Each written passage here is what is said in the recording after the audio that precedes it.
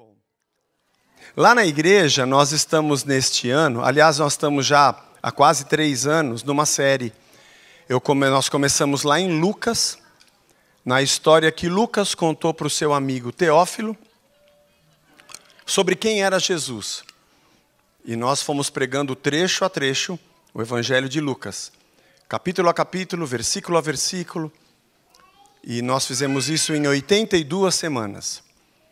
Encerramos o ano passado e esse ano agora começamos, após a Páscoa, o segundo livro que Lucas escreveu para Teófilo, que é o livro de Atos dos Apóstolos, que conta agora o que aconteceu com esse povo que creu naquele Jesus, ou seja, o nascimento da igreja.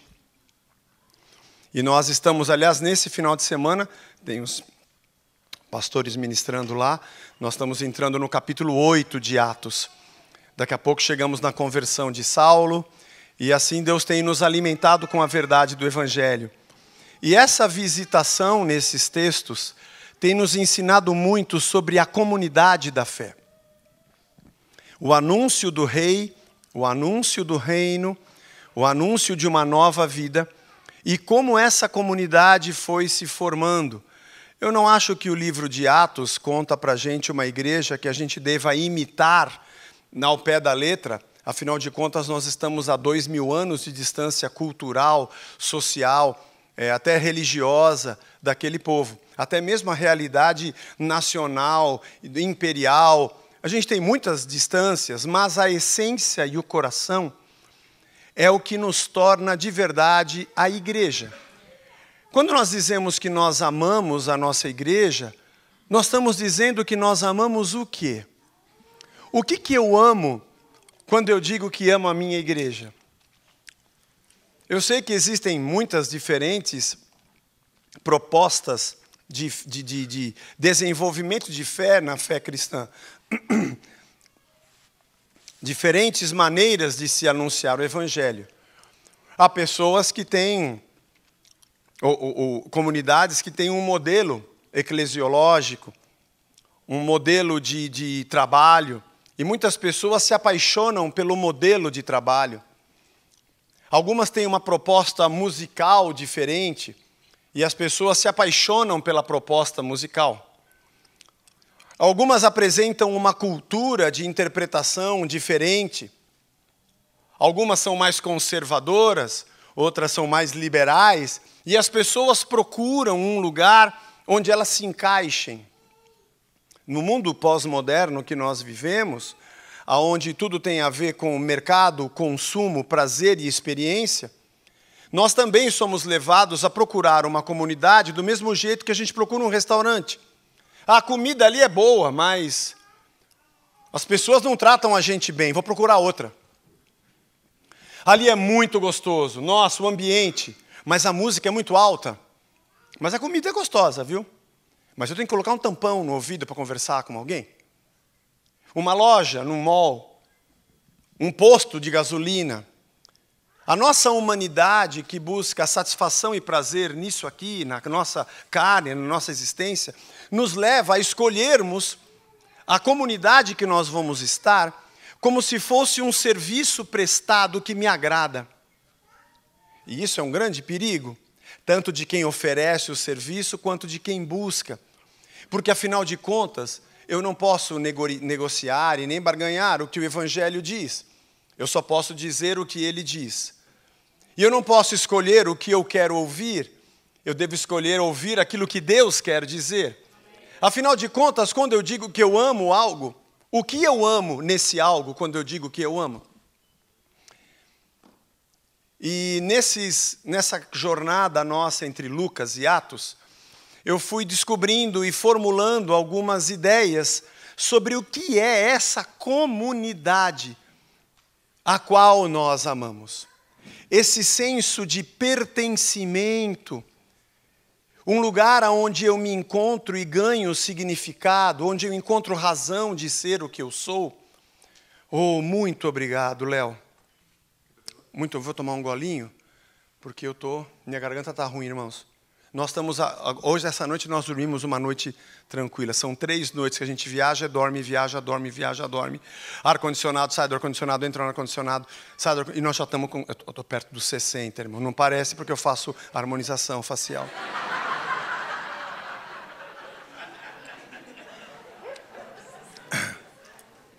Eu fui no médico e falei, doutor, eu queria desentortar meu nariz. Ele falou, vamos entortar o resto que é mais fácil. Fica tudo harmônico. O texto diz em Atos 4:32, é um texto fantástico, que conta como essa comunidade convivia, e tem algumas coisas muito parecidas com o que a igreja convive e vive aqui. Esse texto clássico e lindo diz assim, da multidão dos que creram, era um o coração e a alma. Ninguém considerava exclusivamente sua nenhuma das coisas que possuía. Tudo, porém, lhes era comum. Com grande poder, os apóstolos davam testemunho da ressurreição. Essa era a principal pregação dos apóstolos. A ressurreição do Senhor Jesus.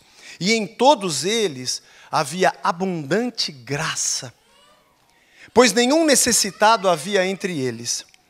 Porquanto os que possuíam terras ou casas, vendendo-as, traziam os valores correspondentes e depositavam aos pés dos apóstolos.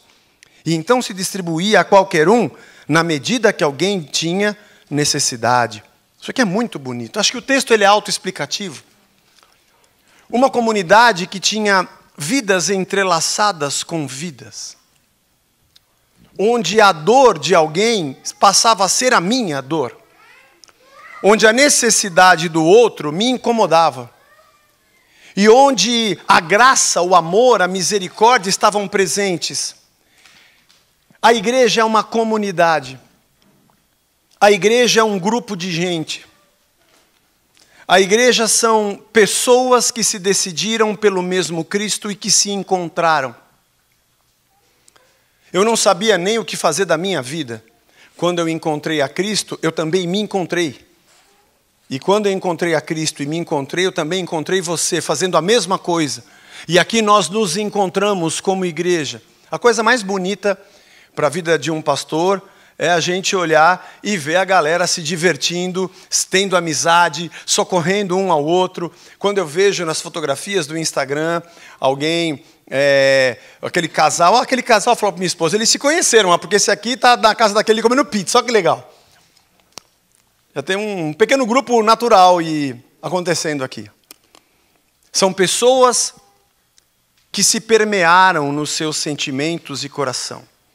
Eu não teria como desenvolver tudo isso que nós fizemos estamos entrando no 3º ano de estudo, mas acredite, o que eu vou dizer está na narrativa de Lucas e de Atos. E eu vou falar hoje só sobre rápidas conclusões que eu tirei do porquê nós nos encontramos nesse lugar. E a primeira coisa é que a comunidade a igreja é a comunidade das pessoas que não se aceitam como elas são. Quando Cristo emerge e o evento Jesus Cristo aparece entre os homens, eu costumo dizer que Jesus é tudo o que eu consigo saber sobre Deus e tudo o que eu devo saber sobre mim. Olhando para Ele, eu enxergo o Deus que eu não podia ver e enxergo o ser humano que eu não consigo ser. Ele é o Deus que anda entre nós e eu não o conhecia. Ele era uma palavra, era uma profecia, mas o Verbo se fez carne. E nele eu enxergo o Deus que eu não via, mas nele também eu enxergo a mim. Ou o eu que eu não consigo ser. Com todo o seu amor, com toda a sua paixão, com toda a sua dignidade, com todo o seu perdão, misericórdia, com toda a sua graça, com toda a sua sabedoria, com toda a sua justiça, com todo o seu juízo, com todo o seu socorro, com todo o seu abraço e toda a sua disciplina. Ali eu encontro um ser humano que eu não sou. E quando eu olho para Jesus Cristo e imagino que Ele é o alfa e o ômega e tudo começou dele, a humanidade deveria dizer, tem alguma coisa errada com a gente. Porque se Ele é o começo, que estava desde o princípio com Deus, e sem Ele nada do que foi feito se fez, tem alguma coisa errada comigo. Alguma coisa não está certa em mim. Eu descubro que sou um pecador, eu descubro que lá no Éden já começou a minha história decadente, que eu carrego dentro de mim maldade, inveja, eu carrego dentro de mim falsidade, pensamentos absurdos passam pela nossa cabeça. Olhar para Jesus é dizer, eu não quero mais ser quem eu sou. Em Romanos capítulo 7, Paulo diz, eu sei que em mim, isto é, na minha carne, não habita nenhum bem, pois o querer o bem está em mim, mas não realizá-lo. Porque eu não faço o bem que eu quero, mas o mal que eu não quero é esse que eu faço. E se eu faço o que não quero, não sou eu que faço, mas o pecado que habita em mim. E assim encontro essa lei, quando quero fazer o bem e o mal reside em mim. Porque segundo o homem interior, eu tenho prazer na lei de Deus, mas vejo nos meus membros uma outra lei que, guerreando contra a lei da minha mente, me faz prisioneiro do pecado que está em meus membros. Que miserável homem que eu sou! Quem é que vai me livrar desse corpo mortal? Eu não aguento mais ser assim. A igreja é a comunidade das pessoas que não se aceitam como elas são. Todos os dias elas lutam contra si mesmas. É muito comum no mundo que nós vivemos hoje, alguém entrar pelas portas da comunidade e fazer essa pergunta que eu já respondi algumas vezes. Aqui na igreja vocês me aceitam como eu sou? E eu costumo dizer, você pode ficar, mas eu não sei se esse é um lugar bom para você. Porque esse é o lugar das pessoas que não se aceitam como são, que não estão felizes como elas são. A comunidade daquelas pessoas que não se aceitam como são, descobriram que há algo de errado nelas, é por isso que elas querem a Cristo. Essa é a comunidade dos arrependidos. E em Atos capítulo 5, Lucas diz o que Pedro e os apóstolos fizeram de discurso contra os religiosos que os perseguiam. O Deus de nossos pais ressuscitou a Jesus, a quem vocês mataram e penduraram no madeiro. Deus, porém, com a sua mão direita o exaltou a príncipe e salvador, a fim de conceder a Israel o arrependimento e a remissão dos pecados. A igreja é a comunidade dos arrependidos, das pessoas que disseram, Senhor, me perdoa. De gente que todo dia de manhã levanta e diz, Senhor, me perdoa. Ou quando coloca a sua cabeça no travesseiro, faz uma análise do seu dia. Às vezes até, diante dos outros, nós agimos bonitinho. Mas eu sei o que passou pela minha cabeça, eu sei o que passou pelo meu coração. Eu sei a maldade, a inveja, a falsidade. O que os meus atos fizeram escondendo aquilo que de verdade eu carrego dentro de mim. A segunda intenção. Paulo diz, o mal está aqui. Eu luto contra mim, miserável homem que sou. A igreja é a comunidade dos arrependidos. Não é a comunidade das pessoas que estão buscando um versículo fora de contexto, numa interpretação fora do texto, para massagear o meu ego e me fazer me sentir bem num discurso que não toca nos meus defeitos. Não! A igreja é a comunidade daqueles que não se aceitam como são e todo dia caem de joelhos diante da cruz para dizer, Senhor, me perdoa. Há uma discussão de séculos sobre Romanos 7. Esse discurso de Paulo. Me lembro das minhas aulas no seminário, nosso professor dizendo as 8 correntes de interpretação que existem para a expressão de Paulo, que desventurado ou miserável homem que sou. Porque alguém poderia dizer, mas ele é um homem de Cristo, não pode ser um miserável? Ele agora é um apóstolo? Ah, mas ele pode estar falando da sua vida passada, ele pode estar falando daquilo que ele viveu, ou ele pode estar falando simbolicamente. E eu me lembro dessa aula, o quadro que o professor colocou, e eu disse assim, na minha cabeça eu pensei, quer saber de uma coisa? Paulo era Paulo, eu sou o Zé. Eu sou o Zé, e se me chamar de Zé, Mané, acerta na mosca, no meio dos 2 olhos dela. Miserável homem que sou. Se não for a graça de Deus, não tem nada. Somos vasos de barro. E aonde toda a honra é daquele que enche o vaso e não do vaso. Se tirar Deus, não fica nada. Senhor, eu não aguento mais ser o cara que eu sou. Por que eu tratei aquela pessoa daquela forma? Por que eu perdi o controle naquele momento? Por que eu fui deselegante naquela hora? Por que eu tive medo? Por que eu avancei? Por que eu recuei? Senhor, eu não me aceito como eu sou e eu me arrependo.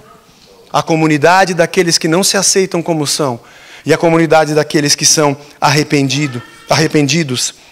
A igreja é a comunidade daqueles que negaram a si mesmos. Se alguém quer vir após mim, disse Jesus, negue-se a si mesmo, dia a dia, tome a sua cruz e siga-me. Pois quem quiser salvar a sua vida, a perderá. E quem perder a sua vida por minha causa, esse a salvará. Eu neguei a mim mesmo. Nós enxergamos, eu vejo hoje muita gente pregando uma mensagem de que Deus é um ídolo. Sabe, um ídolo? O ídolo é uma estátua num pedestal.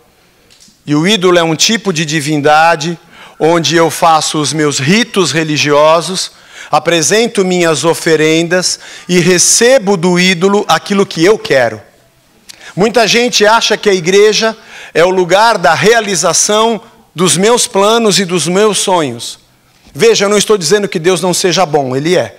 Eu não estou dizendo que Deus não realize sonhos e não tenha bons planos. Eu não estou dizendo isso. O que eu estou querendo dizer é quem é que está no volante dessa nave. Quando eu acho que a comunidade é o lugar de pessoas que vão fazer um rito, que vão trazer oferendas, e um ídolo vai dar para mim no balcão do pacote aquilo que eu quero. O meu mestre foi para a cruz. E ele me ensinou a orar dizendo, venha o teu reino. Não sou eu que reino. Não sou eu que governo. Agradou ao Senhor nos dar um reino, mas não um reinado. O reinado ainda é dele e sempre será. Agradou a Deus nos abraçar com o seu reino, do qual há um rei definido. E seja feita a tua vontade e não a minha. É muito louco isso, porque nós temos um Deus capaz de fazer qualquer coisa. Imagine, o anúncio do nosso evangelho é de que Ele é o Senhor, Salvador, Criador de todas as coisas, sustentador de tudo que há, e tem todo o poder nos céus e na terra. E alguém diria, pô, você está com a faca e o queijo na mão.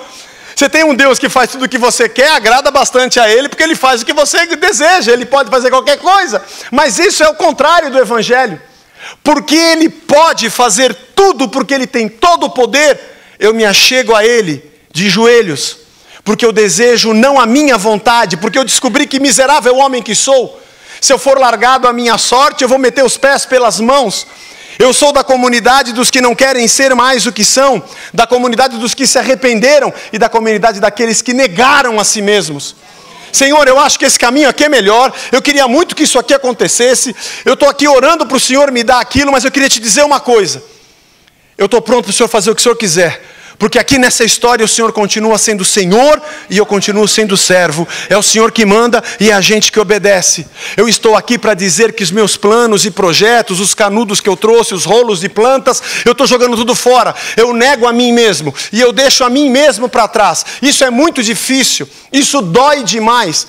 Porque eu sou dono do meu nariz, eu sei o que é melhor para mim, eu sei o que eu estou pedindo para Deus. E é muito doloroso eu entrar numa nave onde eu não estou pilotando.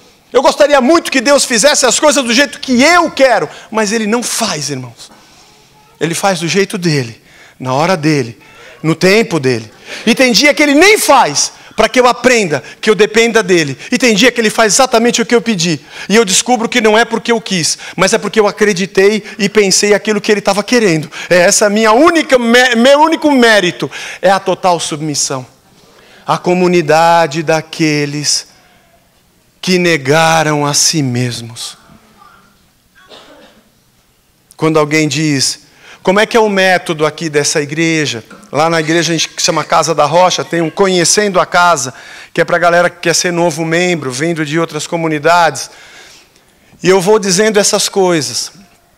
Se você chegou aqui com um plano, com um projeto, se você já sabe como fazer, esse não é o seu lugar.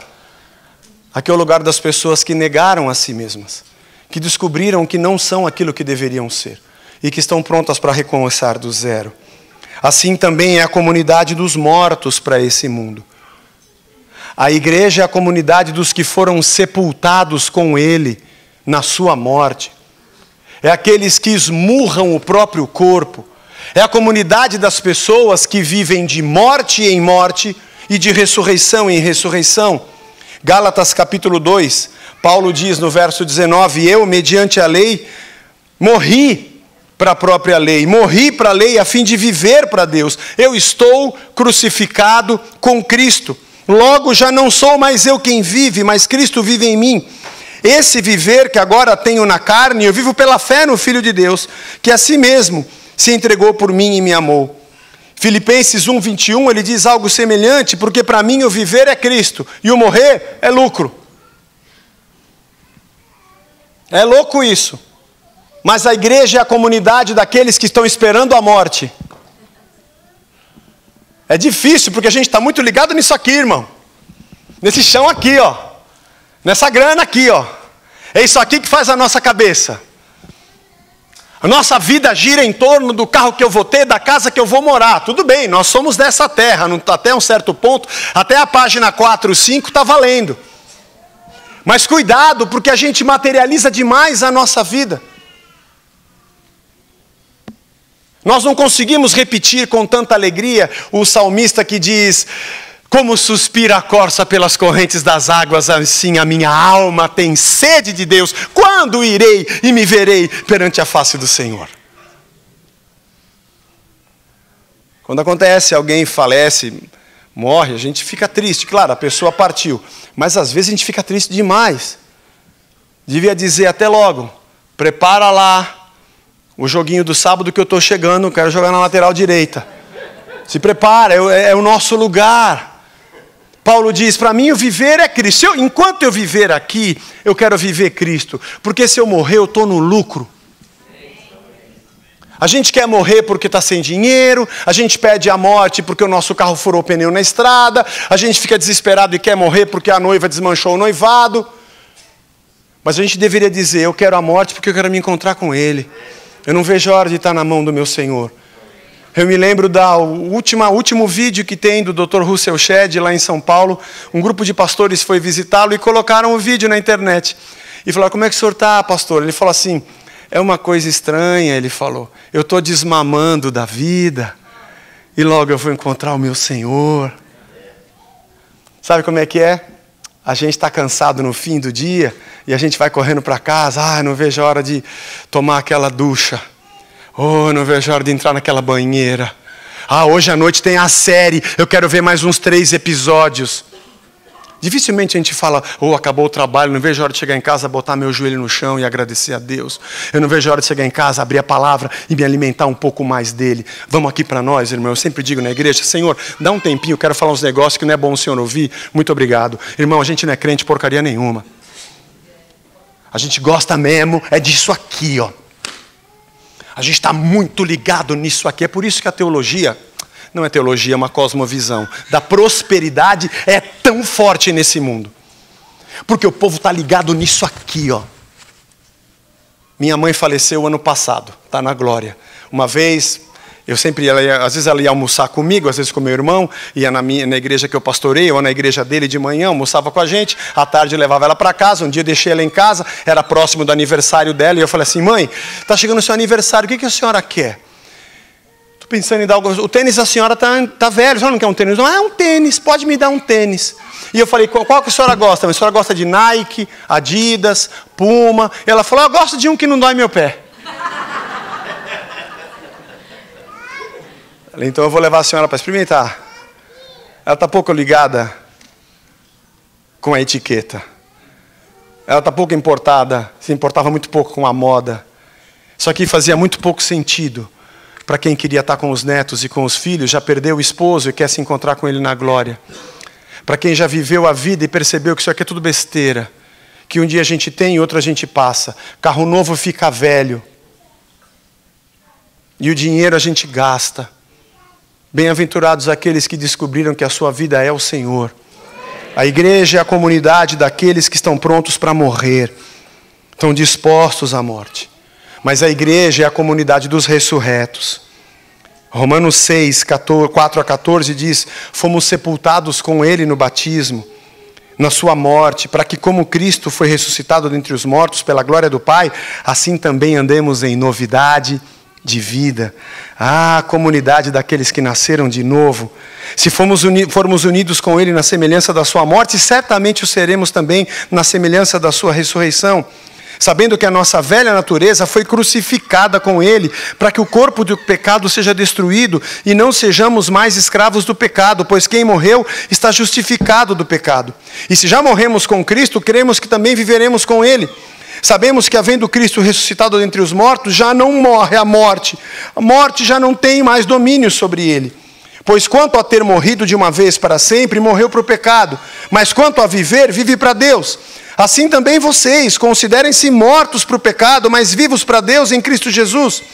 Portanto, não permitam que o pecado reine no seu corpo mortal, fazendo com que vocês obedeçam às suas paixões. Também não ofereçam os membros do corpo ao pecado como instrumento de injustiça, mas como pessoas que passaram da morte para a vida, ofereceram a si mesmos a Deus e ofereceram os seus membros a Deus como instrumentos de justiça, porque o pecado já não terá mais domínio sobre vocês, porque vocês não estão debaixo da lei, sim debaixo da graça.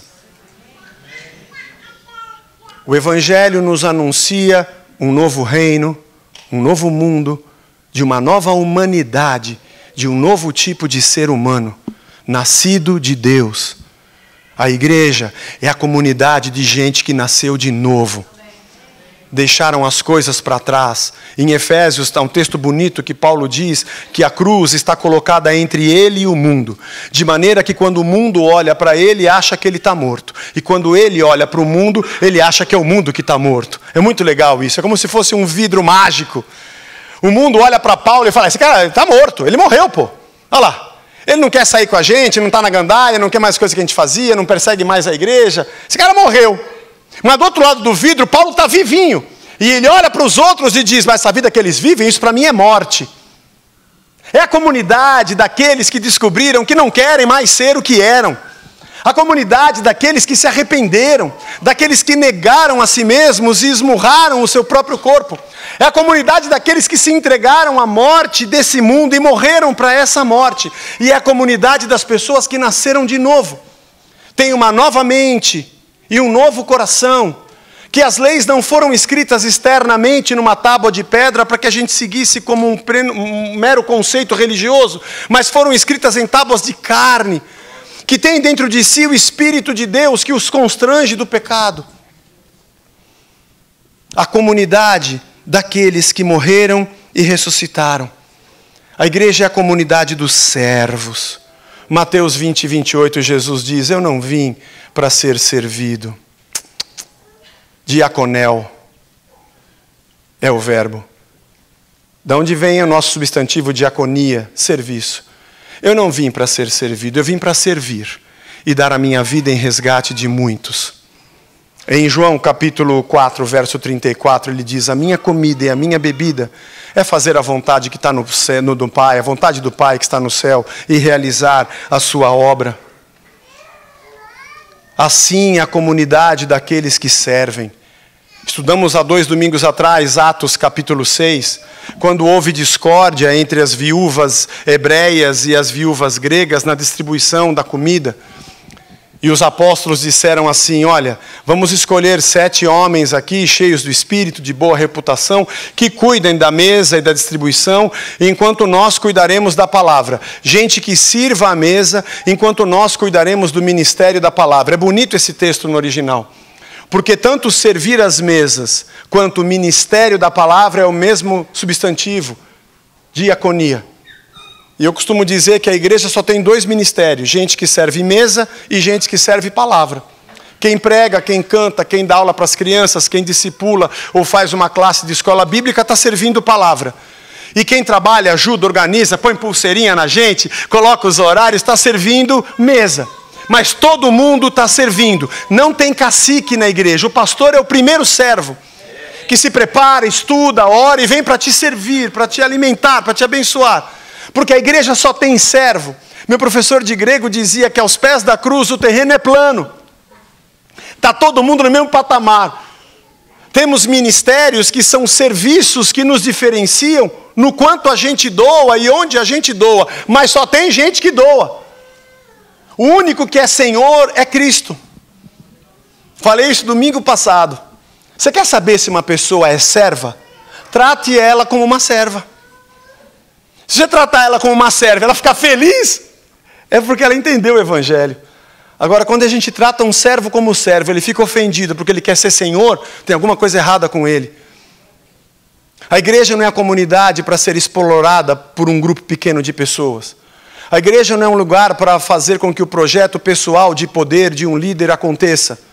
A igreja que eu pastoreio não está lá para que eu seja mais rico, para que eu tenha mais fama, para que ela seja maior e eu coloque num currículo, num encontro de pastores, quantos membros tem a minha igreja, ou eu tenho uma condição de vida melhor. Importa que eu diminua e Cristo cresça. Eu aprendi a fugir desse tipo de gente, a fugir desse tipo de comunidade. Acho que é por isso que a gente está tão feliz aqui, que o pastor Seni, o Bruno, a galera aqui é tão simples. É tão gente da gente.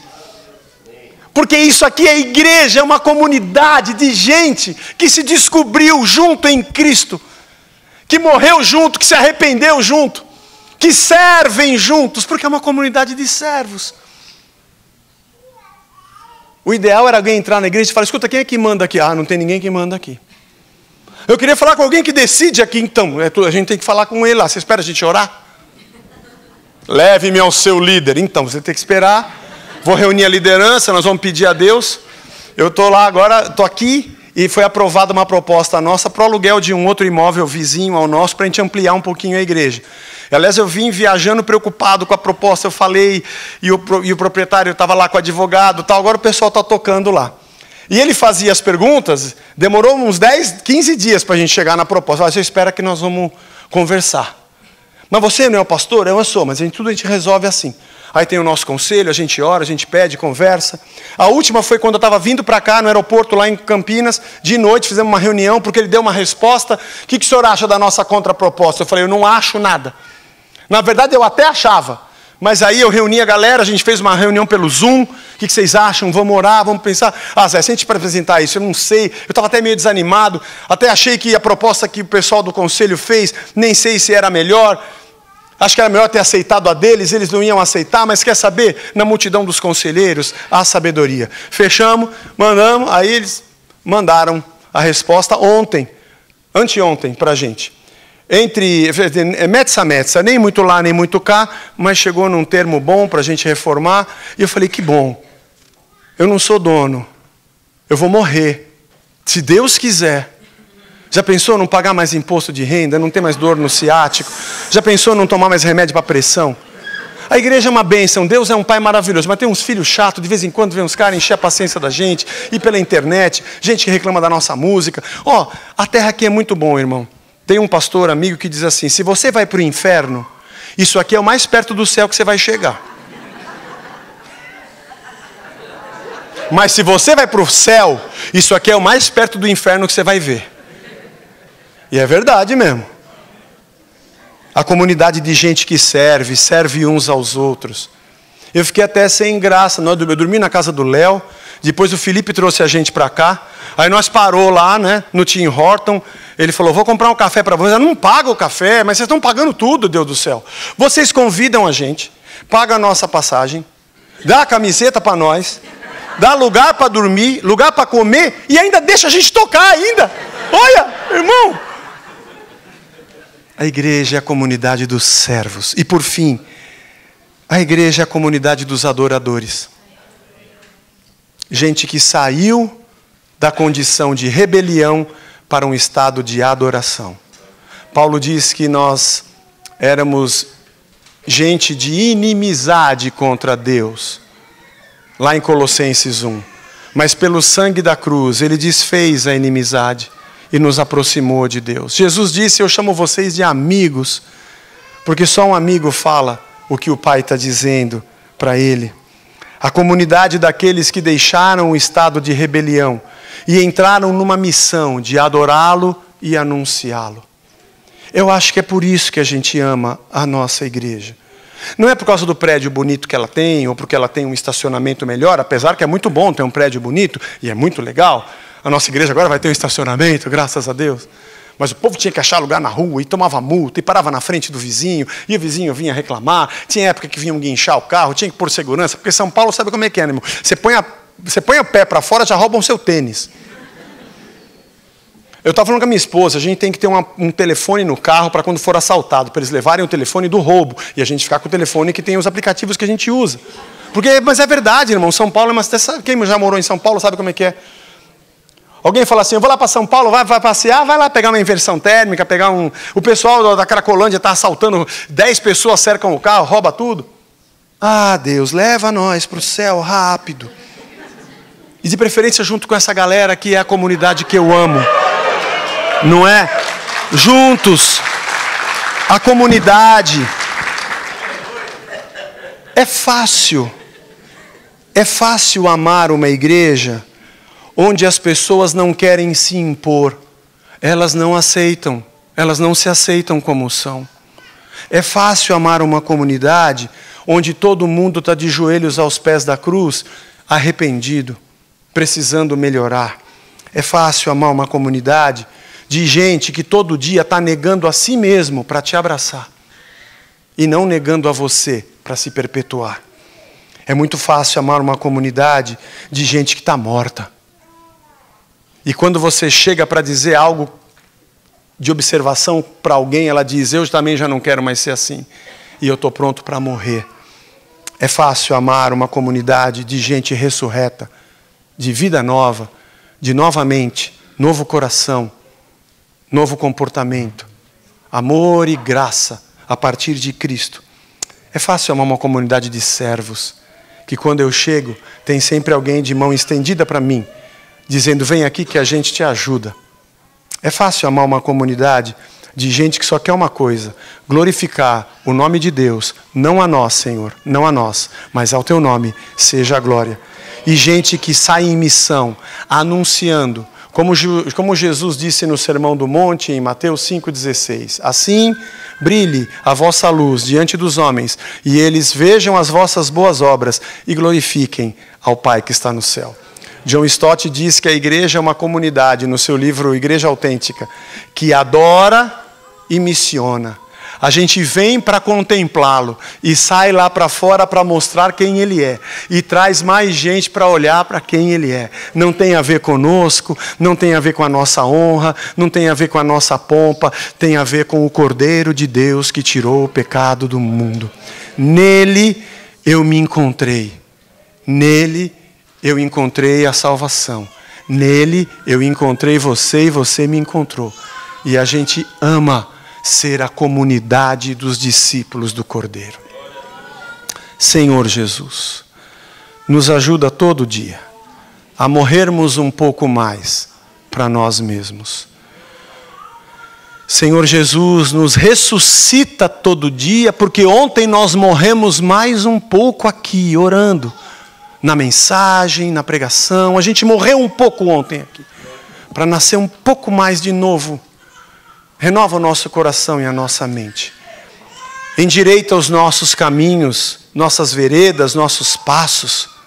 Que cada dia esse ajuntamento de gente se pareça cada vez mais com Cristo. As pessoas não conseguem ver o cabeça, mas pelas ações do corpo dá para imaginar como é que ele deve ser. Sejamos teus, brilhando a tua luz. Gente que não se aceita como é.